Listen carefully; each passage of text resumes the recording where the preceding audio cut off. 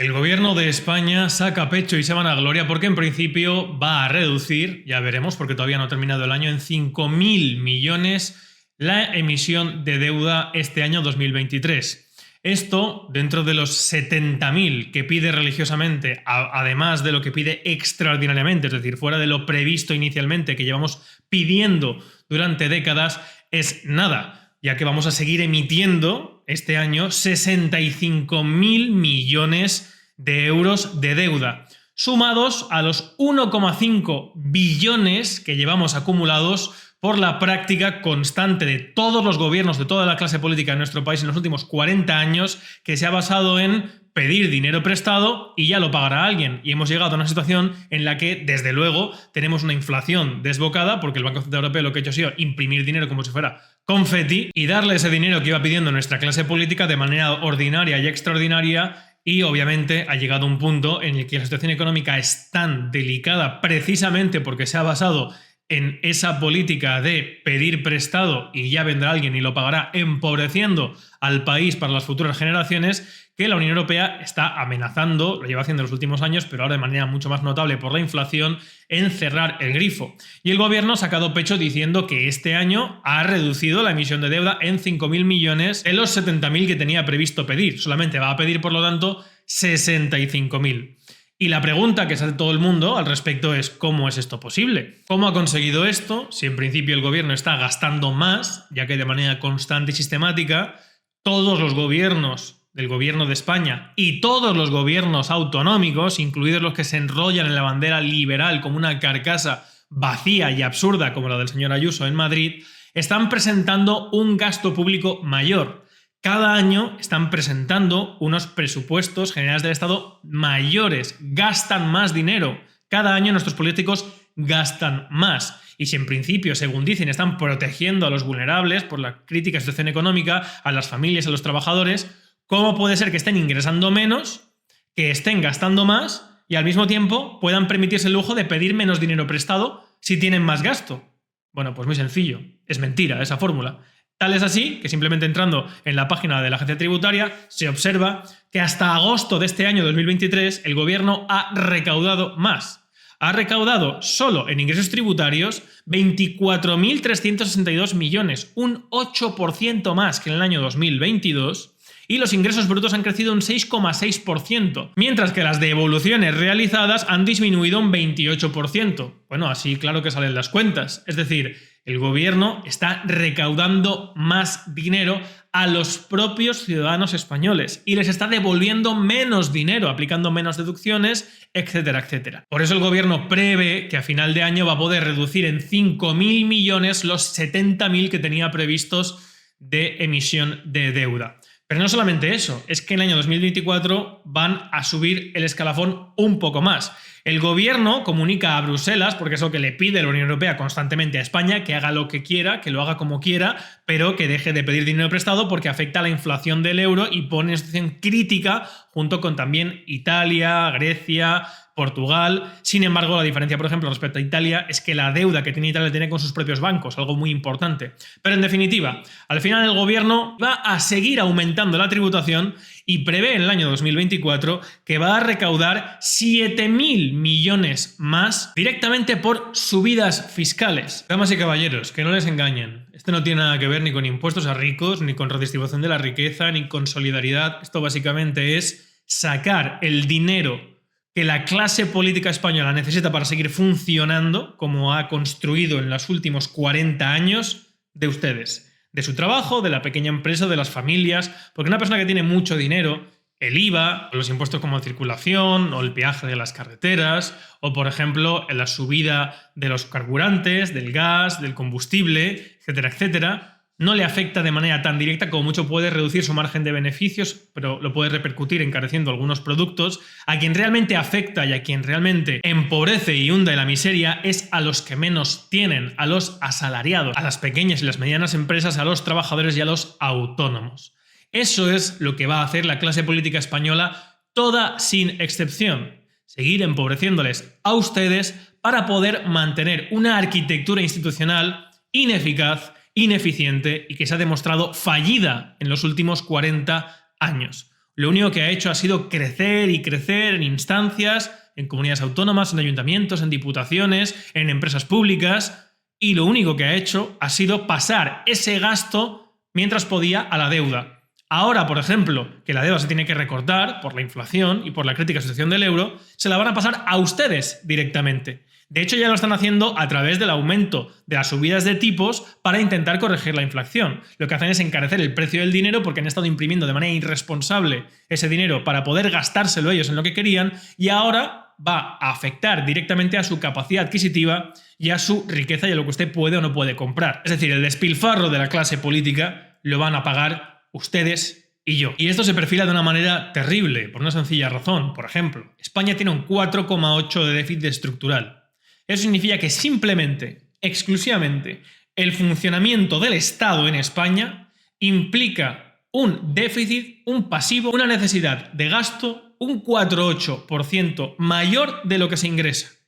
Y que obviamente, en la crítica y acuciante situación en la que nos encontramos, a la cabeza de Europa en falta de inversión, en quiebre de empresas, en asfixia y expolio fiscal, pues pueden ustedes prever más o menos cuál es el futuro de nuestro país. Es insostenible la situación a no ser que se pretenda a medio y corto plazo el empobrecimiento masivo de un sector importante de la población, que sí, son los que menos tienen. Que por un lado les pueden dar un pequeño subsidio para el transporte, o para becas de Interrail, o ayuda a la vivienda, pero por otro lado les van a quitar el triple o 4 veces más con impuestos, cuando no directamente acabando con el gran pulmón productivo de un país, que es la falta de emprendimiento.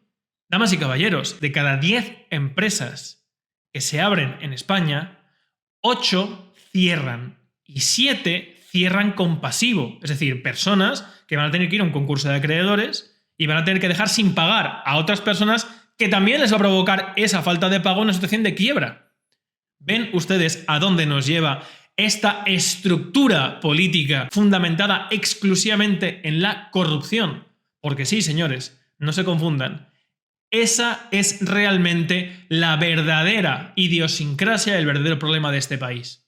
Para poder seguir aumentando las instituciones, es decir, para que los políticos puedan seguir colocando amigos, correligionarios, familiares en todas las instancias, señores, miren donde miren, en ayuntamientos, en comunidades autónomas, en diputaciones, en gobierno central, en empresas públicas, miren donde miren, van a encontrar cargos designados directamente por partidos políticos. No hablemos solamente del coste de los políticos, de lo que se gastan los políticos, que también es una barbaridad en España, en chofers, en tarjetas, en comilonas, etcétera, etcétera. No. En lo que depende directamente de la arquitectura institucional confeccionada para que los partidos, órganos permanentes del Estado, tengan a su gente viviendo de lo público. Ese es el principal problema que hay que atajar y que ningún partido, repito, ningún partido quiere atajar. Porque para atajar eso hay que acabar con el dinero público dado a la clase política. Hay que acabar con las subvenciones a la clase política encastrada dentro del Estado. Hay que acabar con la falta de fiscalización y de límite y control de las estructuras del Estado. Señores, el patrimonio que la clase política nos quita se lo gasta de manera discrecional sin que nadie lo controle. Y el Tribunal de Cuentas, que es al final un organismo designado por los políticos, hay veces que ni siquiera puede maquillar la corrupción, y repito, de todos los partidos. Creo que del Partido Popular sobra decir nada, del Partido Socialista sobra decir nada. Solo decirles una cosa: mientras todavía estaban calientes los cuerpos del ataque de Hamás a israelíes asesinados, y mientras Israel masacra a los ciudadanos palestinos, ¿saben ustedes lo que ha hecho el gobierno del señor Sánchez? Indultar a los políticos condenados por robar su dinero en el caso de los Herederos de Andalucía. Griñán, Chávez, etcétera. Exacto, indultarles. Pero es que lo mismo ocurre con los neopartidos. Según la ley de hierro de Michels de las oligarquías, si uno entra a formar parte de la arquitectura política de una oligarquía, cuyo fundamento es el consenso entre los oligarcas, el reparto entre los oligarcas, su supervivencia pasa por mantener ese pacto, y no lo va a querer destruir, porque destruirlo implica destruirse a sí mismo. Así, aunque tampoco ha trascendido, están sucediéndose los casos de corrupción en Vox denunciados por el Tribunal de Cuentas. No solamente lo que dice, a pesar de que los voxeros dicen que Macarena Olona está loca, con los 7 millones desviados a través de la Fundación Disenso de Santiago Abascal, etcétera, etcétera. No. Es que Podemos, Vox, cualquier neopartido que entre a formar parte de la estructura política con dinero público, viviendo de la estructura de un Estado pensado y dirigido para la corrupción, lo único que va a hacer es aumentar precisamente ese déficit estructural, ese gasto que año tras año, desde el año 78 hasta hoy, ha ido creciendo y está asfixiando a la población española.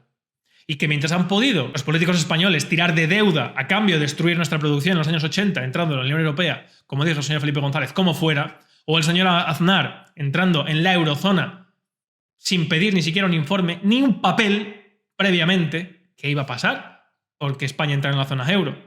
Los políticos ni se lo plantearon, ni se lo cuestionaron. Entraron y ya está.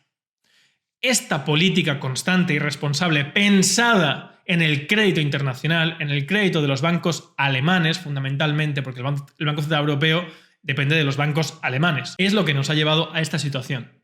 Y que solamente se va a poder atajar, señores, solamente se va a poder atajar si empezamos a comprender que el futuro mediato, no algo abstracto y que, bueno, ya veremos, no, el futuro mediato para que pueda haber un mínimo porvenir y no nos despertemos un día en la más absoluta miseria, es pasar por un cambio fundamental, estructural y radical de la estructura política que nos gobierna.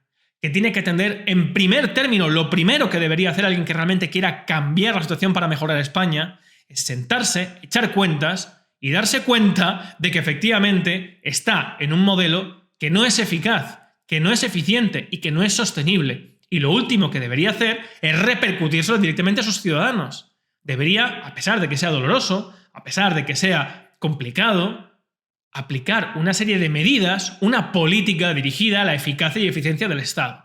Recortar donde se debe recortar, suprimiendo donde se debe suprimir, como las duplicidades administrativas, es decir, personas que en diferentes puntos de la administración hacen el mismo trabajo y que suponen un gasto de 200.000 millones anuales, según, por ejemplo, el grupo de profesores y economistas independientes, lo cual, por ejemplo, ya quitaría la necesidad de seguir emitiendo deuda, incluso nos daría para empezar a pagar la que ya tenemos que pagar, y uno sobraría un poco. Eso en cuanto tenga la posibilidad de implementar esas medidas. Pero, damas y caballeros, lo primero que debería hacer alguien que pretende o dice querer cambiar la situación de nuestro país, lo primero y lo único que debería mantener en todo momento es no tocar ni un solo euro precisamente de la arquitectura institucional que lo que hace es asfixiar, expoliar, robar a los ciudadanos para que pueda vivir la clase política, porque al final va a terminar convirtiéndose en aquello que quiere destruir.